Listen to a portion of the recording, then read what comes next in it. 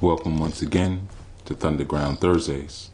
In this segment, we'll be covering the concept and the principle of integrity and how that sacred concept associates itself with the thought and idea of perfection, and how all of that establishes a community that exists within the Warrior Code.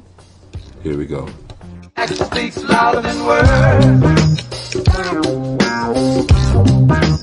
Action speaks louder than words.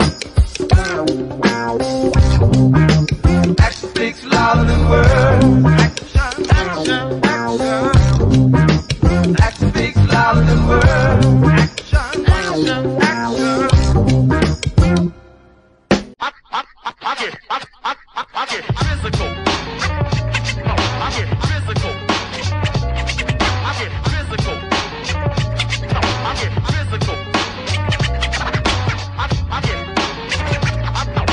physical. I get physical. I get physical. Greetings, one and all. Peace, everyone, and power to everyone. Once again, it's Yuya, and I'm now reporting from the land known as California, coming across from the east and coming up from the southwest, and we are now here in California, which is a space that I always value, being able to walk across, breathe the air here, and get some of this California sunshine. It delivers different messages. You know, there was a time when our ancestors, they taught that their ancestors would communicate with them through sun rays, you know? So sun is an important thing to receive. It's not just for the protein you receive from the vitamin D, but it's also for the divination that's possible, the messages. But in any event, I'm bringing you another Thunderground Thursday. And today being Thursday, obviously it's appropriate, but also around this time, the last time I was here, I did a movie breakdown on the movie Thor. And I did it in this exact same canyon, not in the same spot, but in this canyon that I'm currently in. So I thought it would be appropriate to do Thunderground Thursday, considering also that Thor, you know, we get the name Thursday from Thor, from the Nordic deity Thor. So I thought it was very appropriate and apt to do a Thunderground Thursday episode. You know, one of the things I have been speaking to you all about was continuing on with the breakdown and the explanations of basic leadership, qualities of leadership. And, oh, you can hear the rocks falling behind me. It's kind of cool. I'm actually in the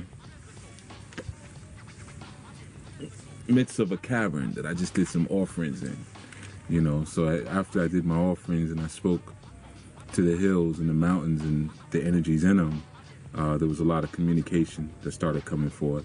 And one of the first things that happened was a lot of rocks began to fall.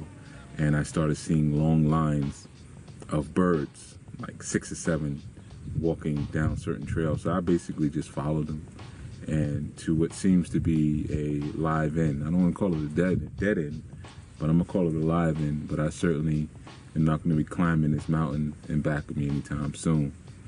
But back to our Thunderground Thursday, you know. I covered some of the tenets and the basic understandings of what I call the Warrior Code, right?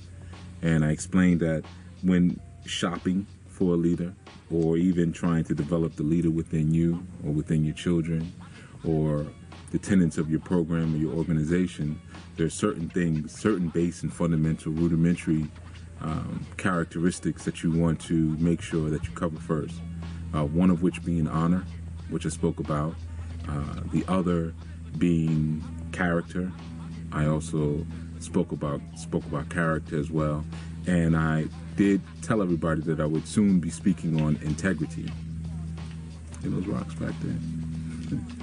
So there's a lot now. That's good though. I take it as a good sign. You know, I guess an avalanche would be a great sign. But so yeah, dealing with that science of integrity, I thought it was critical to speak on.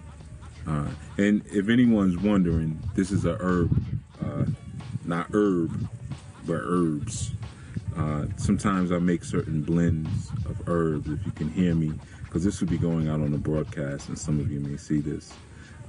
You may hear me inhaling and exhaling, which is really more incense. But it's a blend that I created. And certain blends I create depending on who I'm giving energy or adumu to. And you can tote it or you can burn it. I don't sell them or anything like that. But when I'm doing ritual with clients or consecrations or initiations, then I use them. So, yeah. You know, it's not chronic. I know I'm in California. It's not Indo. But, yeah, integrity is what I wanted to touch on next. The science and the energy of integrity and what that really means. Because once you get an understanding, a basic understanding of honor, and then you develop a basic understanding of character, then what comes next certainly is integrity. I would say that maybe integrity is the foundational point. Maybe integrity is the source, but it's something that we usually come to after our understanding or development of the other qualities. Because integrity is something that has to be protected. And oftentimes we don't know how to protect it or why to protect it unless we develop a sense of honor and we develop a sense of character. So, of course, when you're dealing with the English language and its interpretations, a lot of words, thoughts, and ideas are reinterpreted for the purposes of the politicizing of the actual language. So that politicizing of the language actually creates an environment within the English lexicon where words actually, their meanings change. You know, a lot of times root words become adjectives in order to take away from what the original meaning is. Integrity is one of those words, very similar to the other words that we covered. A lot of times when you look at them and you try to uncover the concepts, again, like I told you before, you're dealing with the matrix here. So the matrix determines what your pathways to freedom will look like. So when you decide, you know what, I'm going to pick up a dictionary, or I'm going to pick up an encyclopedia, and I'm going to get free and free my mind and start learning what these words mean and the meaning behind certain things, what happens in effect is that the strengths that be, what they do is they say, okay, well, we know which way you're going to go when you do this, and we're going to tell you how to do it and what you're going to find when you do it. So when you open up a dictionary, you're opening up a brand new dictionary with brand new definitions and terms. You're not opening up a real dictionary. It's almost like if you go into a courtroom, you know, they speak legalese, and you can go on with your English dictionary understanding, but legalese is a fictional language. So certain words mean something totally different when you go into a courtroom. When you say resident in a courtroom, it means something different than how we consider resident. When you say understand in a courtroom, it means something different than if you say understand in your normal or casual vernacular. So integrity is one of those words as well where the meaning has changed. So now getting to the new understanding and meanings of integrity, if you were to look up integrity now, it would lean towards, in definition, a sense of moral uprightness and a sense of moral, one who has a moral stance that is unshakable. Okay, and this aligns itself with the idea of one being unblemished or one being perfect. Okay, integrity also relates itself to piousness. Unfortunately, though, that is not the original meaning of integrity. Integrity comes from the Latin word integratum. Integratum. And integratum is where you also get the word integer. Okay, so if anyone is familiar with math, or I'm sure you've probably heard the term what an integer is, or integer. Sometimes it's pronounced either way depending on what country you live in. So integrity doesn't deal with your moral uprightness or your dedication to your spirituality, your dedication to your religion. Before I get into the definition, some of you may be saying, well, does it matter what it was originally meant to mean? Because if we all believe it means this and everybody knows what I mean. It's just like when people are trying to have debates and they say things that don't make sense, and then you start breaking down what they're actually saying. They say, well, you know what I meant. Come on now, you ain't getting tall. Everybody knows what I was talking about. But in truth, yeah, I know what you meant, but you didn't know what you mean. You know, when you're dealing with the understanding of words and paradigms, there were certain energetic paradigms that are associated with certain words. Like, for instance, If we use the word husband, or we use the word wife, or we use the word marriage, there is a paradigm that is associated with those particular terms, with those words, with those ideas, with those definitions. And try as you may to break outside of those paradigms, the paradigm is typically usually stronger because it's much older, and it's a collective agreement. It's a collective energetic and atomic agreement amongst many people that this is what this means, and this is what this means in terms of its social and conceptual value. So you may say, yeah, I'm married, but I have an alternative marriage. It means this. Not necessarily, no. As long as you're using that word, and you're using even maybe the spelling or the phonetic, you're putting a spell on whatever it is that you're doing, so you're still locking yourself into that paradigm, no matter how much you think you've broken out of it by practicing that thing differently. So when we use these words like honor, when we use these words like character, when we use these words like warrior, or we use these words like integrity, and we try to transmutate them into our own understanding without first a collective agreement amongst many people in order to raise up the new word, then in fact we're still saying the old word. We're still bringing up the energy and the value of the old word. This was one of the values of hip-hop. Not only hip-hop, but the movement of nation and gods and earth. When they came forth, what they did was they took the English language, because it was probably unrealistic at that time, things that were going on in this country, for certain groups of people to just totally learn a new language and become fluid in it. So what they did was they took the English language and they transmutated it into something that now had a new life and had a new meaning to it, and was able to break some of the paradigms that were associated with certain words.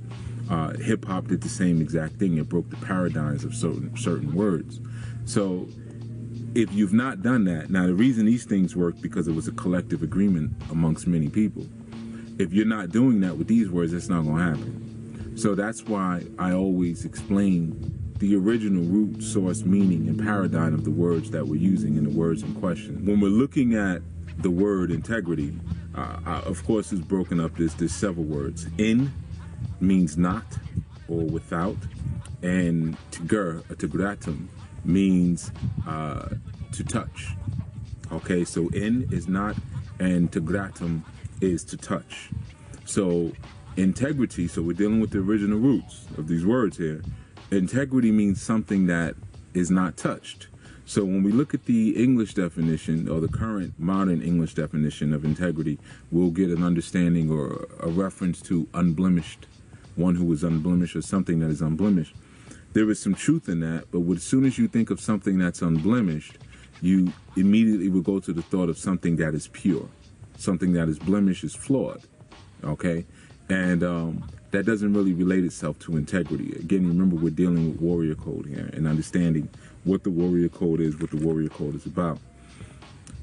When you're dealing with integrity, or you're understanding and connecting with your own science and energy of integrity, what you're dealing with is your ability to be whole, to come into a situation and be whole and maintain course without being influenced by external circumstances. So, for instance, if one is speaking about the architecture of a building, they'll speak about the integrity of the framework, which we usually will relate to how strong is this building. Can this building take a hurricane? Can this building take a flood? Can this building just take the weathering of time? And if so, then we say that the building has sound, its integrity is sound. Okay, so it's the same thing when we're dealing with ourselves. Integrity can relate itself not only to stamina, but it relates itself with us being aware of what our original fight and code is about. In my book, Grasping the Root of Divine Power, I teach a divination system, the OB divination system, but the 9-position divination system. And in that divination system, I teach the casting Okaran. Well, Okaran is one, but a Kanran. And in that particular casting, what you have is the understanding of how male energy works. Okay, oftentimes when men are involved in a particular effort or initiative, it's good because they drive forward, drive forward with force and aggression. But one of the challenges that can come is that sometimes men will get caught up into the fight, or masculine energy. It doesn't just have to be a man. Masculine energy will get more caught up into the movement and the fight and forget why they were doing what they were doing to begin with. Okay, so sometimes when those readings and those castings come up and they have strong masculine energy over them, sometimes the client that's in front of me, sometimes, because it's all dependent on many other factors, and intuition and psychic ability being a very big one. But sometimes what it means is that this is a person who's involved in something and they've lost their original meaning for either living or their original meaning for even fight. Now they're just fighting for the sake of the fight, or they're moving for the sake of movement. Okay, many people do that out of fear. So when we're dealing with integrity, we understand that we're always in alignment with what our original intention is. And we do not allow anyone to blemish or touch that essence. It's like when you have children. You do not just allow anyone to take care of your children or to even be around your children. You know, you don't want their energy around the children. Why? Because typically, as it should be, your children are your primary essential. They're the primary objective and essential. So you will not allow people to blemish or touch that essence known as your children. Okay, you maintain an integral structure around the encampment of your child because they represent your essence. They represent your core. They're not only your ancestors, but they're your next step in evolution. So when we're dealing with integrity in that sense, we understand that it's something that has to be protected, it's something that has to be honored, and it's something that always we can use as a reference point, your integrity. One without integrity flip-flops like the wind, okay? Of course, change is the only consistency of life. But when you have those who are constantly flip-flopping just because they're so weak in their thought, their mindset, or what they actually want to do in life, that they're very easy to sway. Okay, these are people who are also very easy to put hexes on and to do spiritual work against because they have no integrity. Integrity and character are your primary weapons of defense to keep you from actually being harmed by malevolent forces that would seek to do you harm. And those may not be people. Those just may be malevolent forces. You have benevolent forces, you have malevolent forces, and you have forces that are vampirical and parasitical and always looking to hit your free ride. So when you have no integrity, it's very easy for those forces to sway you in a certain direction. Okay, so integrity deals with your wholeness and completeness. Now, there's another term that we use sometimes, especially when speaking about the divine, that's very critical here, and that term is perfect. You hear me oftentimes say that perfection is death. So one of the reasons that we're here on the planet and experiencing the levels of corruption that we experience is so that we can perfect beyond what was considered perfection. You know, perfection means that something is unchanging. Once something gets to the point that it's unchanging, it's stagnating. That means it's dying. That's a problem. So that's why I said people who are changing are not necessarily the issue, but people who are flip-flopping, who are kind of just blowing in the wind and have no anchor points are problematic. You'll find that when you start to study really the energy of the Orisha, if you have not already, that this is synonymous with the energy of Oya. Okay, Oya not only representing chaotic transformation, but Oya representing the supplanting of power. And with Oya, what you have is she's wind, you know, so she's all over the place. Even her Odu, Osha Meji, represents an energy or a time when things are moving. And we may call it chaos, or we may call it trouble or viciousness or hurricanes or tornadoes, but things are moving a lot. So that's why in the mythology at one point, Oya is consort to Ogun. Why is Oya consort to Ogun? Because Ogun is iron. He takes everything so serious. He's not moving. I don't care how much wind comes, you're not lifting up these train tracks. You know, you're not lifting up this iron sculpture. I'm here for the long haul. At least until your Mojaka shows up and then starts to corrode me. You know, so the thing is that balance between our integrity, which would be our Ogun energy, and our desire and our ability to adapt and re-engineer, which would be our Oya energy, that energy that's constantly moving like a kite, okay, with the wind. But you can't follow everything that blows along in the wind. Now, getting back to the understanding of perfection, right? Perfection is death, of course. Perfection is stagnation. And more importantly, let's get to the understanding of the word perfect, coming from the French parfait or parfait, and before that, the Latin perfect, something like that. My Latin pronunciation is sometimes a little funny. It's about as bad as my Hindi. But ultimately, perfection means to either go through, to completely go through something, or to complete something.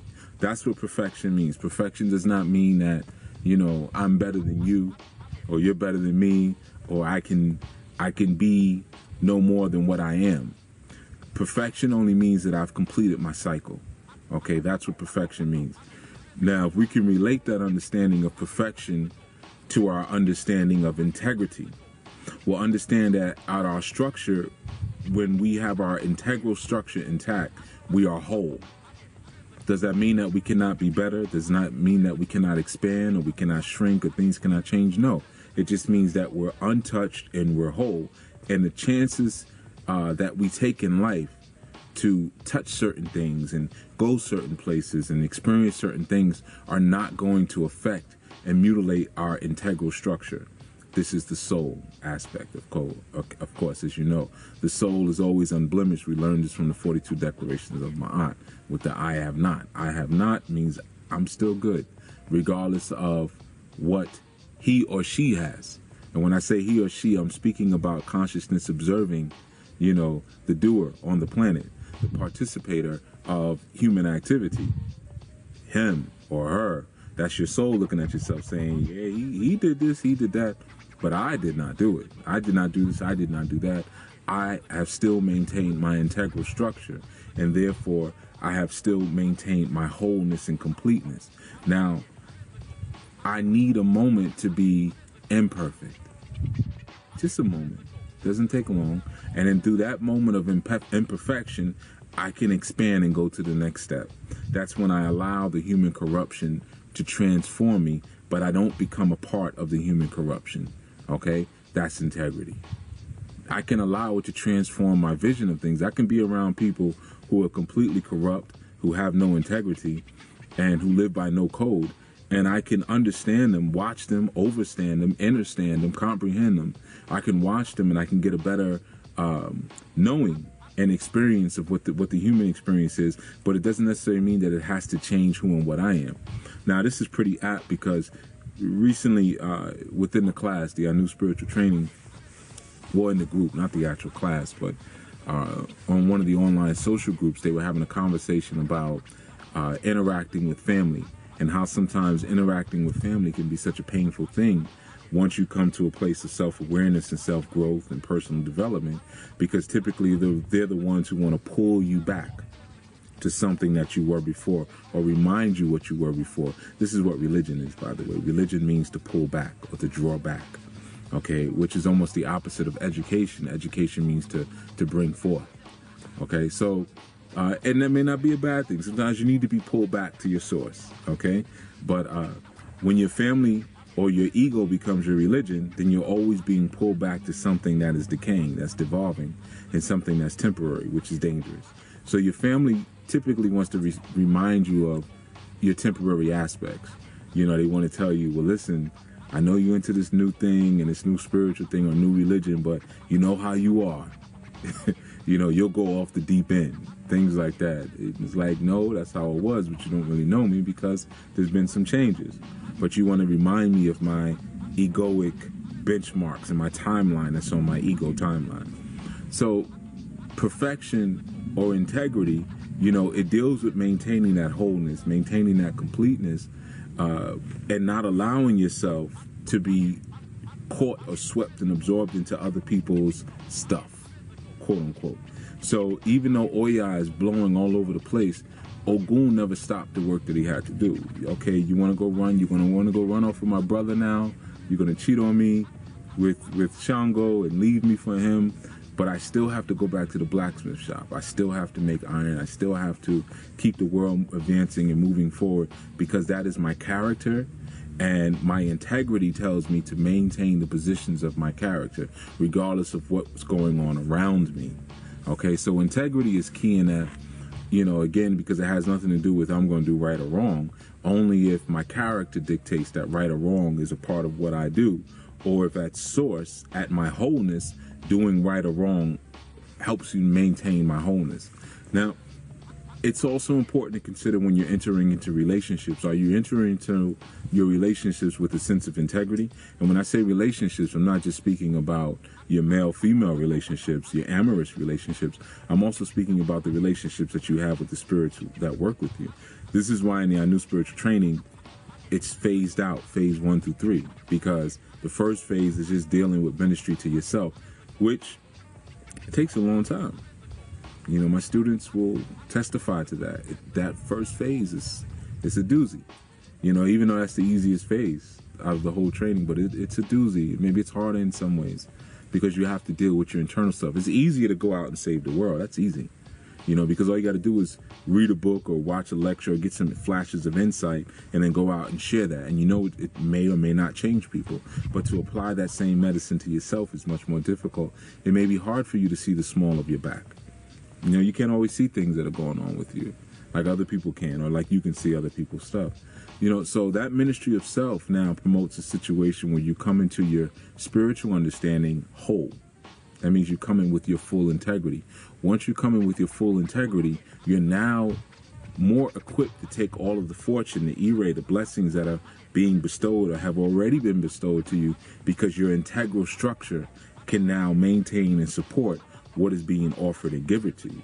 So that's why integrity is so important. If you don't have integrity in life, you don't get what you are owed. Okay, we can preach prosperity, we can preach abundance, you can do ebos, you can do offerings, you can burn candles, you can throw flowers and honey into the river, but if you have no integrity, if you have not locked into your integral structure, if you have not supported your integral structure, you get nothing.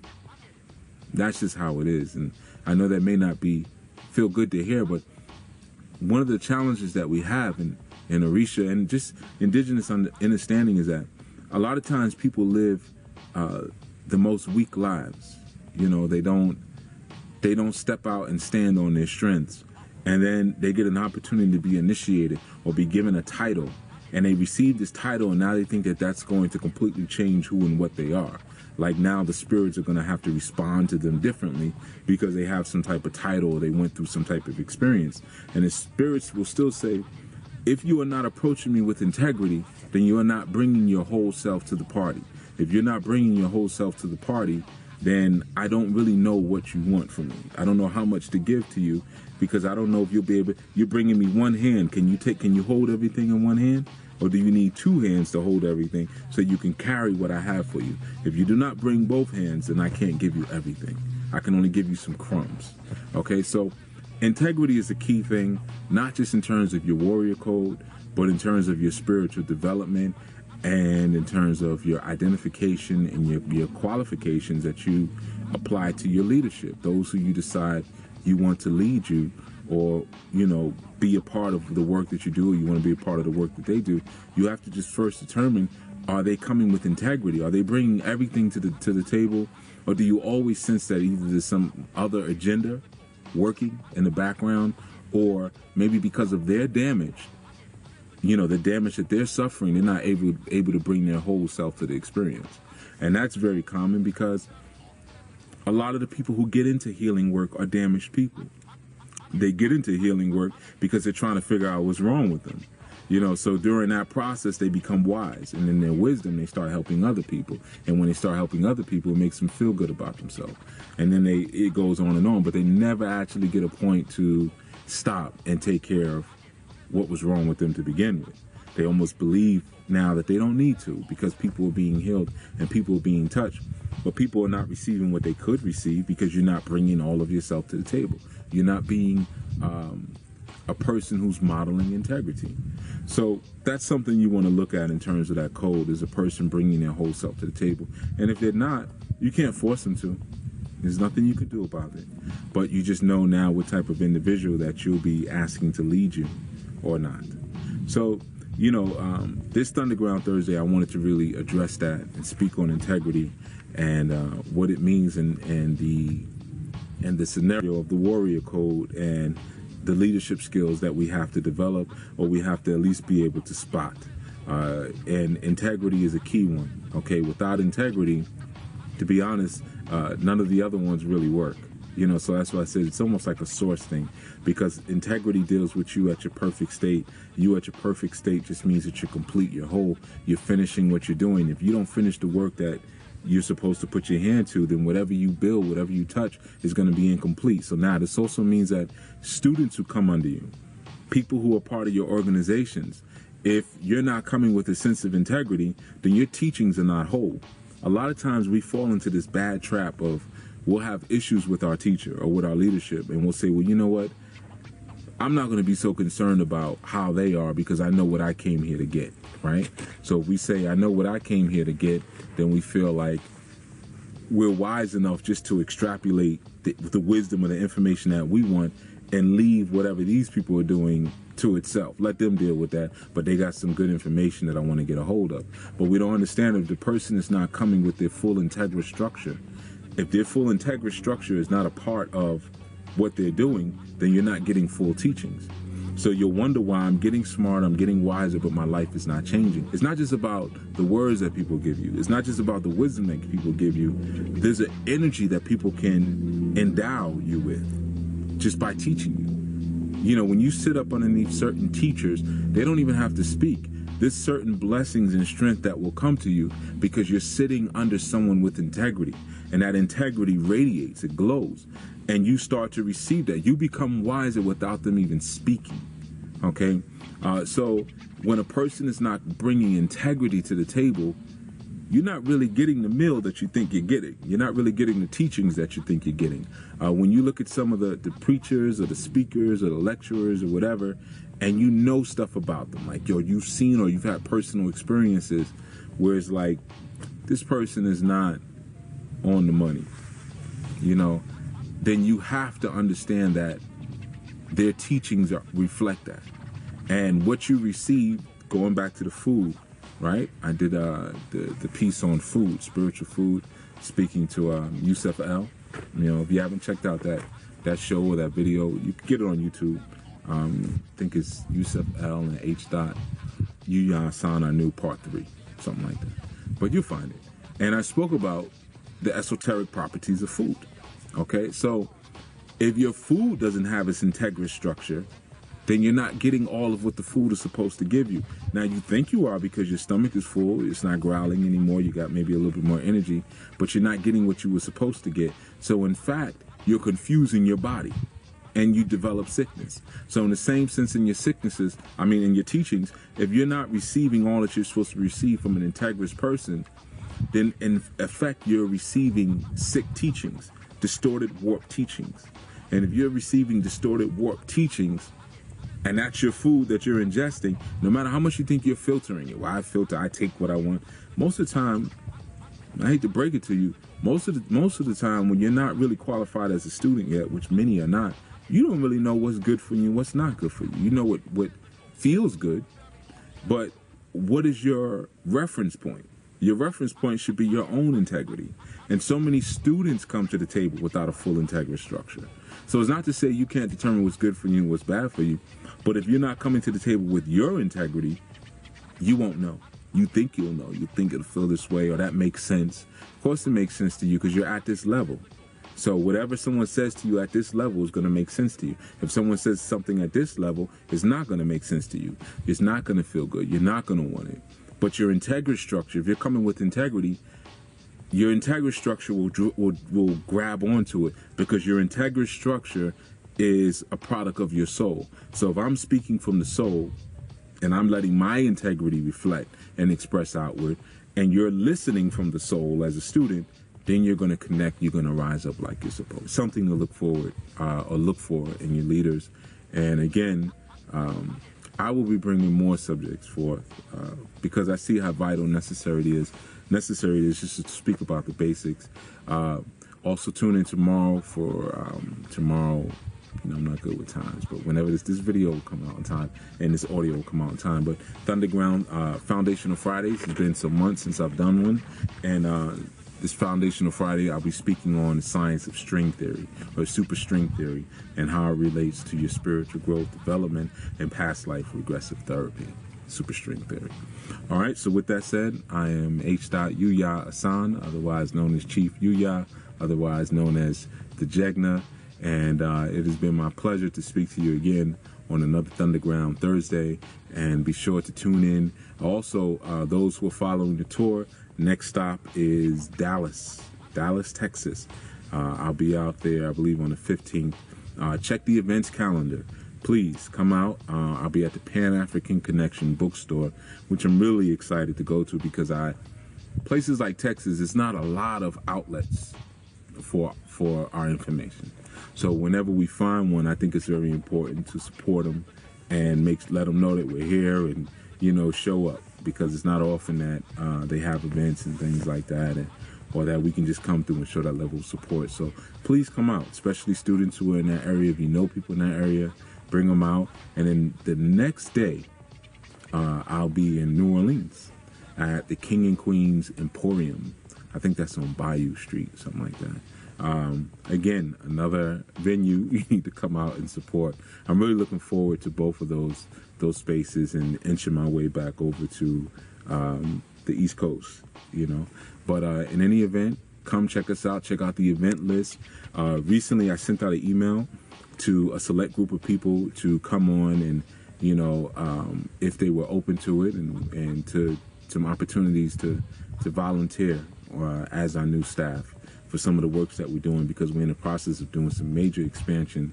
And I wanted to open up opportunities for some of the students to really get more involved, and really put their opinions and their perspectives and their stamp on some of the work that we're doing. So for those of you who have gotten that email, I didn't send it to everyone, but those of you who did get it, definitely reach back out when you can, so we can start putting some things in place. And that's the first round. I'm going to send out another one too for some other things that we have going on. But in any event, I am Chief Yuya. This has been another Thunderground Thursday. I love doing these segments. And tune in tomorrow, of course, for Foundational Fridays. And until next time, all right? Peace.